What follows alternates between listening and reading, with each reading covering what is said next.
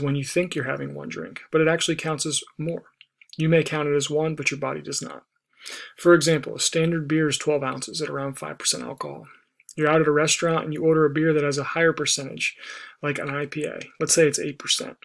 The server asks if you want a 16 or 24 ounce. Both of those options are already more than the standard, but let's say you go with the tall boy. You didn't pay attention to the percentage when ordering, and after drinking it, you feel different. That's because you actually consumed around 4 standard drinks. If your responsible limit is 3, you've exceeded it in 1 drink. Mixed drinks kick things up to a whole nother level of uncertainty. At a party, it's rare to see people using a shot glass when making a drink. They eyeball it. And good. You take a drink and say, oh, that's a stiffy, but you still drink it. You have no idea how many drinks it is, and that can get you in trouble.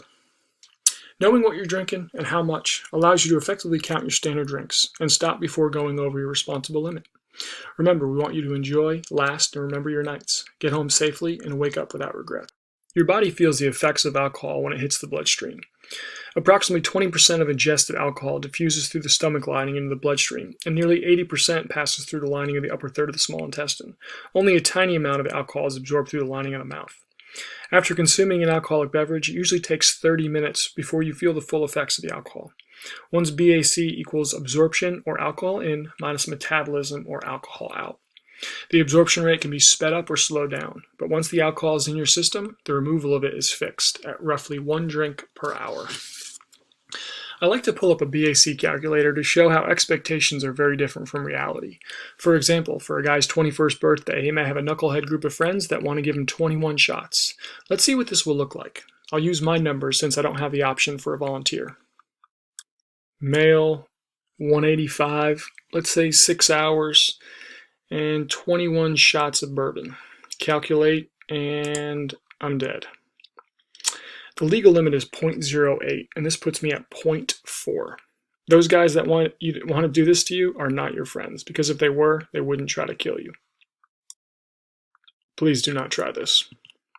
To elaborate on what I said a couple slides back, several factors affect the rate at which your body absorbs alcohol.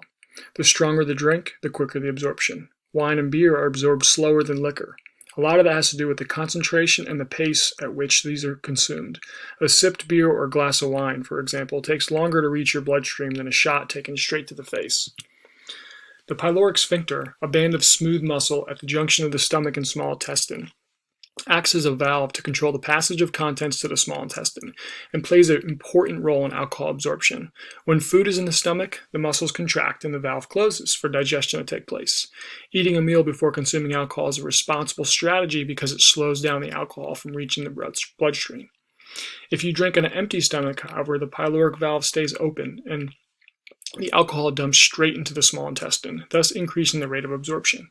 Here's another interesting fact about this valve. You may have heard that the more alcohol you consume, the longer absorption takes. Well, here's why.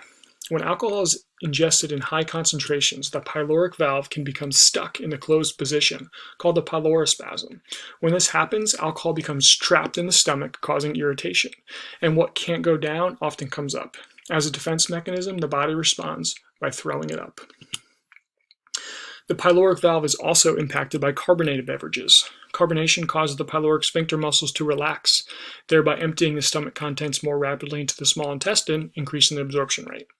Carbonated beverages often contain caffeine, which can play a major role in the amount of alcohol consumed during the night. Caffeine counteracts the sedative effects of alcohol and gives you a false sense of sobriety. If you stay up later and don't feel as drunk as you are, you tend to drink more. Please keep this in mind the next time you are taking down a Red Bull vodka, Jack and Coke, or other alcoholic beverage containing caffeine. Lastly, the pyloric valve is influenced by your mood. Powerful emotions cause the stomach to dump its contents into the small intestine, so alcohol is absorbed much more rapidly when people are tense than when they are relaxed. Heavier people have more surface area through which to diffuse alcohol. Therefore, they have lower concentrations of alcohol in their blood than do thin people after drinking the same amount. Because alcohol does not diffuse rapidly into body fat as into water, alcohol concentration is higher in a person with more body fat. Women are affected differently by alcohol than men, but for reasons that go beyond mere size. If a guy and girl the same height and weight drink the same amount of the same drink, the girl will have a higher BAC and for a longer period of time. Women produce less alcohol dehydrogenase, the main enzyme responsible for breaking down alcohol in the liver. Women also tend to have higher percentages of body fat and lower levels of body water. Since fat retains alcohol and water helps disperse it, women experience a more dramatic physiological response to alcohol.